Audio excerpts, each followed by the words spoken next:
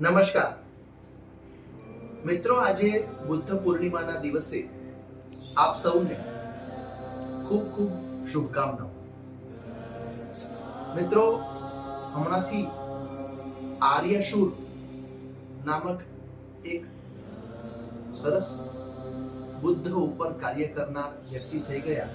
તેણે લખેલી જાતક માલાની કથાઓ પર અભ્યાસ કરવાનો એક અવસર મળ્યો છે. એ દરમિયાન મારે, તમે આ જોઈ શકો છો એ પ્રમાણે, થોડાક આ બધા પુસ્તકો ધ્યાનમાં આવ્યા, જેમાં જાતક માલા, સચ્ચિદાનંદજીએ લખેલું બુદ્ધ જાતક ચિંતન,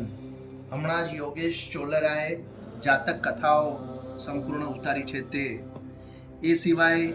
ચૌખંબા પ્રકાશનની જાતક માલા, ત્યાર પછી મોતીલાલ બનારસીદાસની આ જાતક માલા, વસંતકુમાર ભટ્ટ, વીએમ ભટ્ટ સર, જેમણે આ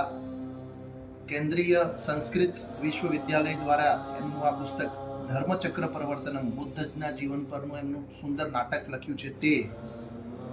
આપણા હરભાઈ ત્રિવેદીએ જે જાતક કથાઓને સુંદર આરોપિત કરી છે તે, અને તેના આધારે બાળભોગ્ય પ્રતિભા શાહે પણ આ પ્રેરક જાતક કથાઓ લખી છે. આ બધામાંથી થોડું પસાર થવાનો મને અવસર મળ્યો અને એ ધ્યાનમાં આવ્યું કે આજે જ્યારે આ યુદ્ધનો સમય છે અને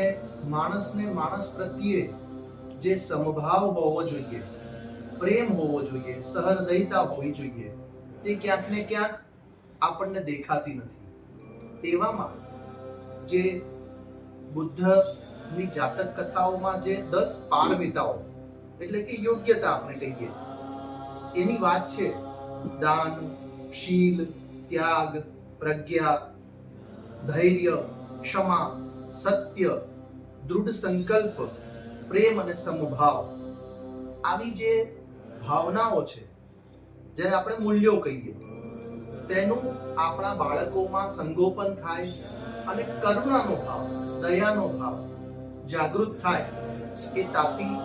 આવશ્યકતા છે. મારી આપ સૌને નમ્ર વિનંતી છે કે આજે બુદ્ધ પૂર્ણિમાના દિવસે આપણા બાળકોને બુદ્ધની જાતક કથાઓ, આમ તો એમના બુદ્ધના અલગ અલગ જીવન, બુદ્ધ બન્યા, બુદ્ધત્વને પ્રાપ્ત થયા એની પહેલા એમણે જેટલા જીવન અને જેટલા એ જાતક કથાઓ છે તેનું વાંચન અને તેનું પઠન વાર્તા સ્વરૂપે મળે છે, તે આપણે બાળકોને વંચાવીએ, જેથી કરીને કરુણા, દયા, પ્રેમ, સહૃદયતા,